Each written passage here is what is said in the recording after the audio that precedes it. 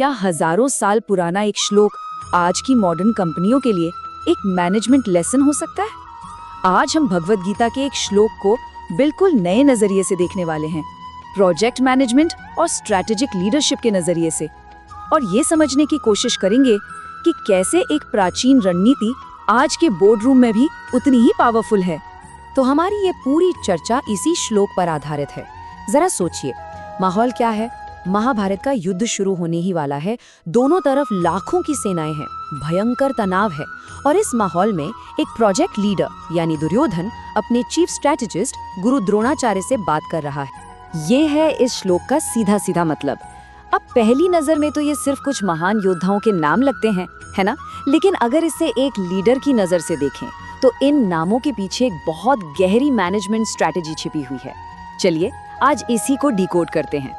तो सवाल यही उठता है, क्या दुर्योधन बस अपने योद्धाओं की लिस्ट गिना रहा था, या फिर ये एक बहुत ही कैलकुलेटेड, बहुत ही सोची समझी मैनेजमेंट ब्रीफिंग थी, बिल्कुल एक प्रोजेक्ट किक ऑफ मीटिंग की तरह? हमारा विश्लेषण इसी सवाल का जवाब देगा। इस ब्रीफिंग को अच्छे से समझने के लिए हम इसे 4 हिस्सों में देखेंगे। सबसे पहले उस किक ऑफ मीटिंग के माहौल को समझेंगे, फिर हम प्रोजेक्ट टीम के हर मेंबर के रोल को पहचानेंगे, उसके बाद हम लीडर यानी दुर्योधन के असली इरादे को जानेंगे, और आखिर में इससे आज की टीमों के लिए क्या सबक है वो सीखेंगे। तो चलिए सीन को थोड़ा और गहराई से समझते हैं। ये कोई मामूली बातचीत नहीं हो रही है, इससे एक बहुत बड़े हाई स्टेक्स प्रोजेक्ट की शुरुआत समझिए, जिसे खुद राजकुमार दुर्योधन लीड कर रहा है। ये एक औपचारिक ब्रीफिंग का पल है। अच्छा, इन किरदारों को आज की कॉर्पोरेट दुनिया में फिट करके देखते हैं। दुर्योधन यहाँ सिर्फ एक राजकुमार नहीं है, वो है प्रोजेक्ट स्पॉन्सर, जिसके पास विजन है, पैसा है, सारे रिसोर्सेज हैं। और द्रोणाचार्य वो है लीड कंसल्टेंट, यानी कि वो टेक्निकल एक्सपर्ट जिनकी सलाह और स्ट्रेटेजी के बिना ये प्रोजेक्ट कामयाब हो ही नहीं सकता। दुर्योधन की जो लिस्ट है वो सिर्फ नाम नहीं गिना रही, वो असल में प्रोजेक्ट के सबसे जरूरी स्टेक होल्डर्स की पहचान करा रही है। ये टीम के सबसे कीमती एसेट्स को सबके सामने रखने जैसा है। एक तरह से ये स्ट्रेटेजिक रिसोर्स एलोकेशन का पहला और सबसे जरूरी कदम है। ये टेबल देखिए, हर योद्धा की एक मॉडर्न कॉर्पोरेट भूमिका है।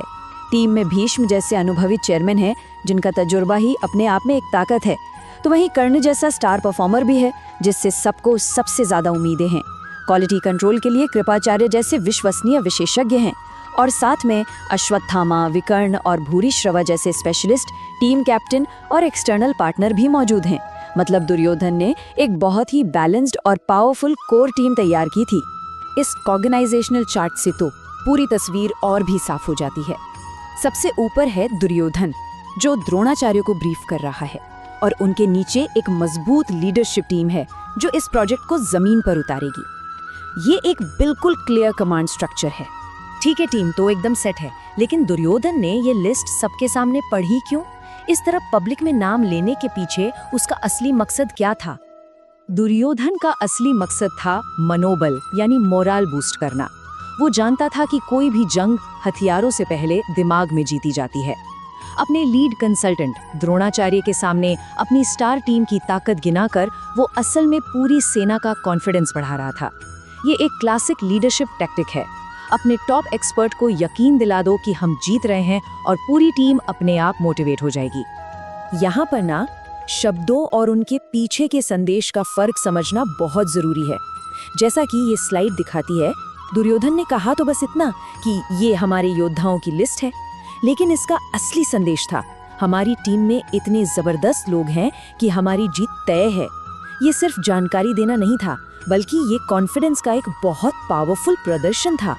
तो चलिए अब इस पूरे विश्लेषण को आज के लीडर्स और मैनेजर्स के लिए कुछ ठोस सबकों में बदलते हैं। इस हजारों साल पुरानी स्ट्रैटेजी से हम आज क्या सीख सकते हैं? दुर्योधन की इस पूरी स्ट्रैटेजी को हम 3 आसान स्टेप्स में अपना सकते हैं। स्टेप 1, अपने द्रोणाचार्य यानी अपने लीड एक्सपर्ट को पहचानिए और उन्हें सम्मान दीजिए। स्टेप 2, अपने कर्ण और भीष्म जैसे चैंपियंस का नाम सबके सामने लीजिए, उनकी तारीफ कीजिए। और स्टेप 3, इस लिस्ट का इस्तेमाल पूरी टीम में ये भरोसा जगाने के लिए कीजिए कि हम सब मिलकर कुछ भी कर सकते हैं। ये स्लाइड बहुत दिलचस्प बात बताती है। देखिए, पुराने जमाने की लीडरशिप व्यक्तिगत वीरता पर चलती थी, जबकि आज का मैनेजमेंट प्रोसेस और डेटा पर। दुर्योधन की स्ट्रैटेजी इन दोनों के बीच एक पुल की तरह है। वो व्यक्तिगत वीरता का इस्तेमाल कर रहा है, लेकिन एक मॉडर्न मैनेजमेंट गोल को हासिल करने के लिए, और वो गोल है टीम का मोराल बढ़ाना। तो इस पूरी बातचीत का निचोड़ क्या है? सार बस इतना है कि किसी भी प्रोजेक्ट की शुरुआत ही तय कर देती है कि उसका अंत कैसा होगा। एक स्ट्रेटेजिक किक ऑफ जहां हर टीम मेंबर को अपनी वैल्यू पता हो और पूरी टीम एक लक्ष्य के लिए मोटिवेटेड हो, वो असल में आधी जीत के बराबर है। और अंत में बस एक सवाल, हर कामयाब टीम में उसके अपने भीष्म, कर्ण और कृपाचार्य होते हैं।